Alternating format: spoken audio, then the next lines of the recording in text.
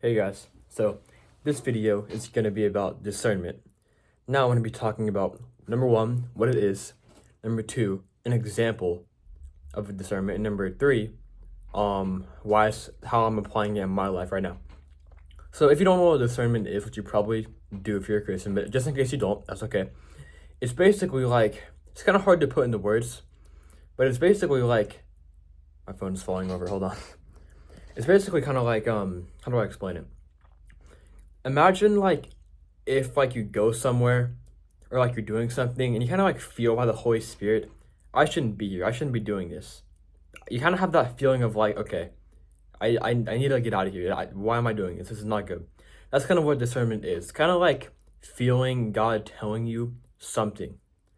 Now that's not really the best example ever, but hopefully what I tell you like right now in a second, you'll get a better idea.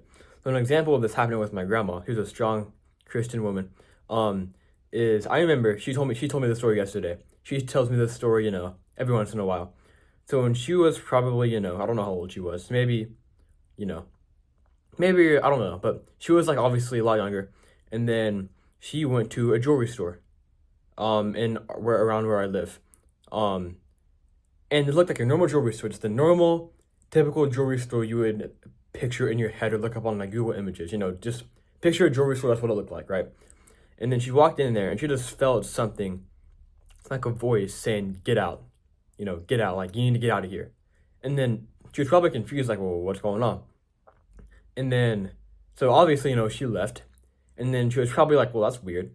And then my mom, my grandma's daughter, okay, well, before we get to there, my grandma told my mom the story. And then my mom goes, "Grandma, you won't believe this.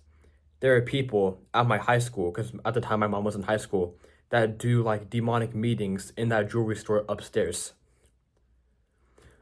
So like, how would my grandma like have known that if it wasn't the Holy Spirit, telling her you need to get out of here, you know what I mean? So that's an example of discernment and how my grandma discerned to get out of that place. Okay, now the last part of the video is I'm going to be talking about how I'm applying this in my life right now. So, if you don't know, I do karate, right? And how this is applying to my life is I'm not hating on karate or saying karate is bad, but karate comes from like, old kind of Japan. And then, old Japan, or the old times in Japan, I don't know how long ago this was, I don't know how often this was, I don't know really a lot about this, but I know that they beheaded, they beheaded Christians back then. Sorry about that. We also know a lot of people in Japan are Buddhists. And then, so what the Japanese people did is they had different samurai, moves / tactics or whatever to behead Christians, with the samurai swords. And then in my karate place, we practice with samurai swords based on like the old Japanese stuff. And also, on my karate's Instagram page, my karate teacher, my sensei, was talking about Zen.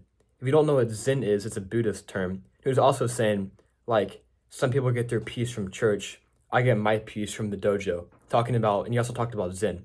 I was like, okay, that's a little interesting.